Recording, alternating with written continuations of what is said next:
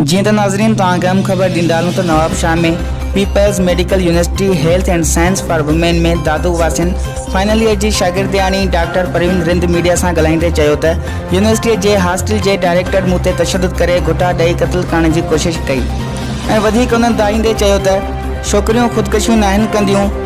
University के officer उन्हनि खे ब्लैकमेल करे तशद्दुद करे खेनि क़त्ल करे छॾींदा आहिनि। वधीक परवीन रिंद जी ज़ुबानी ॿुधंदा।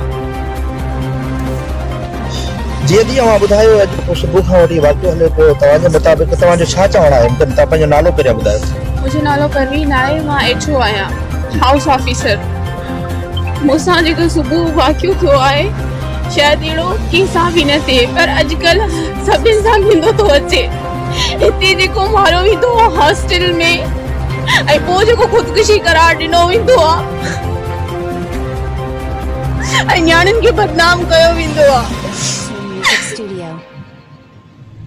हिते असां स्टूडेंट मरंदा न आहियूं, असां पाण खे मारींदा न आहियूं। हिते असांखे मारियो वेंदो, असांखे तहफ़ुज़ न हूंदो, लेकिन पोइ चयो वेंदो आहे त ख़ुदकुशी कई, फलाणी स्टूडेंट ख़ुदकुशी कई, लेकिन उहा ख़ुदकुशी न हूंदी। जेके 4-5 केसिस हिनमहिल ताणी न्याणियुनि जा थिया आहिनि उन्हनि ख़ुदकुशी न कई।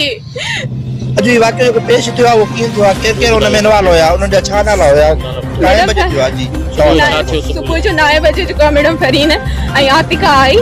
मैडम फरीन जेका असिस्टेंट प्रोफेसर भी आहे, पढ़ाईंदी टीचिंग कंदी आहे, वार्डन भी आहे, ऐं आतिका उन सां गॾु वार्डन ॿई मिली करे आयूं। मां वेठी हुअसि पंहिंजे बिस्तरे ते, रूम ते वेठी हुअसि, अचानक सां अची दरवाज़ो लॉक करे मूंखे घुटारी मारण लॻियूं, तशद्दुद करण लॻियूं ऐं मथां चढ़ण लॻियूं तव्हां गुलाम मुस्तफ़ा राजपूत जी तव्हां ॻाल्हि नथा मञो।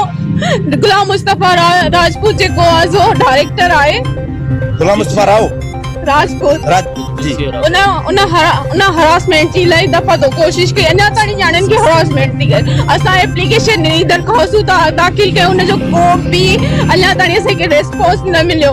ऐं मथां वरी अॼु जेको सुबुह जो अची मूंखे मारनि कुटनि, मूंखे घुटाड़नि, मूंखे तशद्दुद कया विया। जेॾीमहिल मां रड़ियूं करे मां ॿाहिरि भॻसि, मां पेरेंट्स सां ॻाल्हाइण जी कोशिशि कई, उन टाइम हिननि मोबाइल मूंखां फुरे वरिती।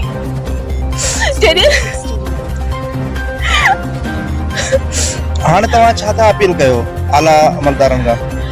मैं बिलावल भुट्टो से अपील कर रही हूँ कि ये शहीद बेनज़ीर की यूनिवर्सिटी है। सही।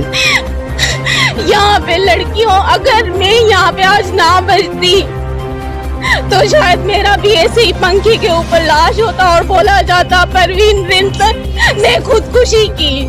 क्या ये हरासमेंट का जो है एक गुरु है? जी हाँ। अच्छा, जैसे अभी आप सामने तो आए हैं, ठीक है, मीडिया के, ऐसी काफी लड़कियां होंगी जो अभी तक हरासमेंट हो रही हैं।